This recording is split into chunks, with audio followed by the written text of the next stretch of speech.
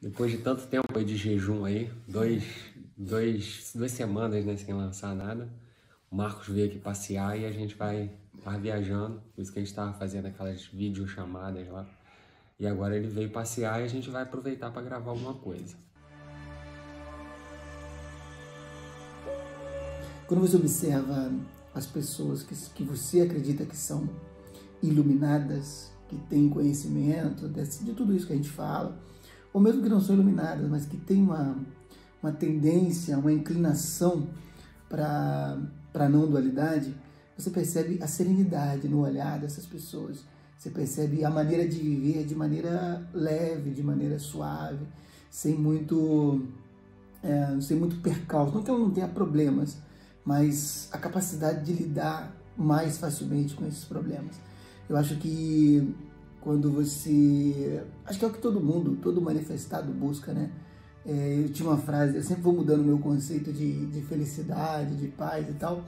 Então, o meu conceito de felicidade anterior era que felicidade não existia. Eu falei, não, felicidade não existe, o que existe são momentos felizes. Quando você vê uma pessoa falando isso, é porque ela é infeliz. Aí ela fala que a felicidade não existe e como ela só tem picos de alegria, ela volta para o seu estado natural de tristeza, então ela fala esse tipo de coisa.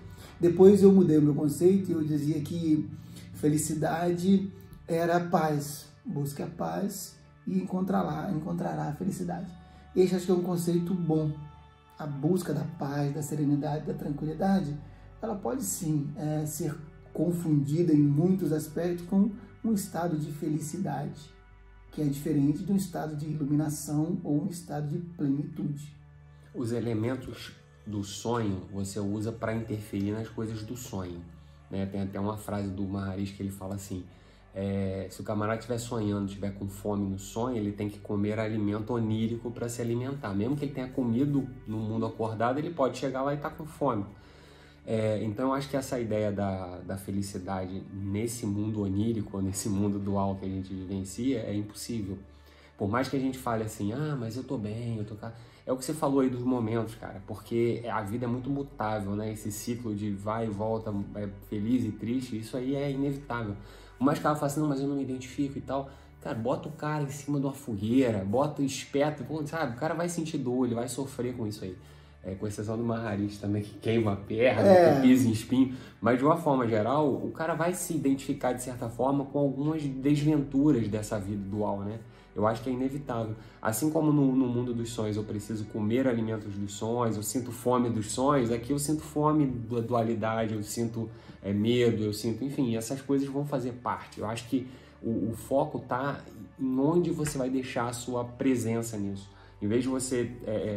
ver esses sofrimentos, essas dores e tal como partes de você, ou como se você tivesse realmente imergindo naquela dor e naqueles sentimentos, você tem que tentar ver que aquilo não é você, né? Que você é uma coisa extremamente ou superior ou abrangente em relação àquilo.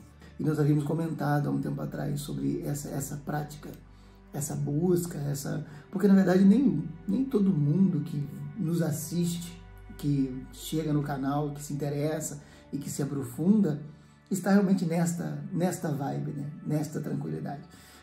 Falando disso, né? Falamos agora, hoje mesmo, né? A minha preocupação com o futuro da nação, com o que vai ser politicamente, sem querer tomar partido por nenhum dos lados, mas haverá uma mudança, é um momento de mudança. Qualquer o que acontecer no nosso cenário político vai afetar direta ou indiretamente, mais ou menos, a vida de todo mundo, nem de todo mundo desse país. Na verdade, é um país de extensão continental, que qualquer coisa que aconteça aqui afeta todo o planeta. Um país desse tamanho. Assim como cada planeta afeta em todo o planeta também.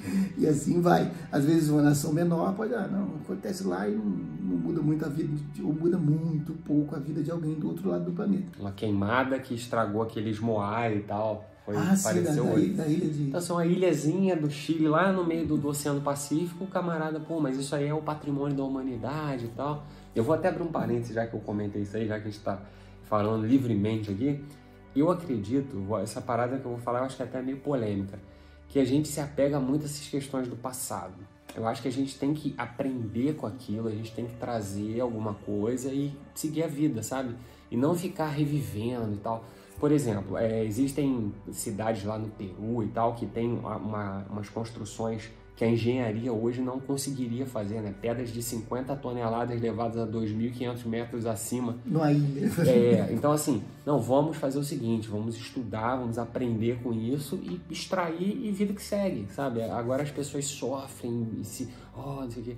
Teve uma época que o Estado Islâmico estava destruindo o berço da civilização ali, né? Tem mais antigo, né? Exatamente. Então, assim, o valor que você dá a essa questão, eu acho que demonstra, vamos pensar em escala. Quando eu me apego ao meu passado, eu estou sendo saudosista, eu posso entrar até em depressão por causa disso. E quando uma civilização se apega ao seu passado, ela talvez fique travada, ela talvez não olhe para o futuro, não avance. Eu estou falando nesse sentido, eu não estou falando que eu apoio a destruição de monumentos, não, é muito pelo contrário. Eu estou falando que é o foco da nossa atenção enquanto civilização, talvez vale a pena a gente jogar para o futuro. E quando a gente fala o foco da atenção da civilização, é o seu foco, porque a gente só não está num passo, vamos dizer assim, num país melhor, num mundo melhor e tal, porque cada elemento desse mundo não está ainda nessa pegada, ou você não está ainda nessa pegada, você ainda precisa passar por determinadas provações ou determinadas dificuldades para chegar em algum lugar e tal, se é que tem algum lugar para chegar. Eu acho que tem a ver com essas questões das leis do universo da dualidade, sabe? Das leis de Maia. Então, tudo que eu estou falando está alinhado com karma, com dharma, então isso está dentro desse conceito. Mais que a gente fale, mas isso não sou eu, o mundo, não sei o quê. Mas o mundo tem leis muito mais fortes, muito mais anteriores até a nossa essência, aliás, até o nosso ego aqui, que aqui vivencia, né? Então a gente não consegue controlar essas coisas. E quando a gente fala que, você olha a situação do planeta, fala, não, mas é você, não é o planeta, é você que precisa. Se você quiser fazer um exercício mais simples, é só você olhar a si mesmo, ou a sua micro-sociedade, a sua aldeia, o seu bairro, a sua cidade, como um pequeno universo. Essas preocupações com o passado, eu acho que não só o patrimônio histórico, mas é o aprendizado. Eu tenho uma coisa que eu uso muito e também, como você falou, que pode ser polêmico, né? Eu sempre cito uma coisa, eu sempre cito essa... Eu não ouvi, mas eu criei uma história, assim, há menos de 100 anos, era comum você ter um outro ser humano à borda da sua mesa tratado como um animal. Hoje, nem um animal você trata ainda com o desdém que se tratava um ser humano, por acreditar que aquele ser humano não era digno de ser humano, que ele era um ser de uma casta inferior, isso há menos de 100 anos. Tem pessoas vivas hoje que viveram essa realidade. Então, você resgatar esta memória para não repetir esses erros, né? Esse é o princípio histórico.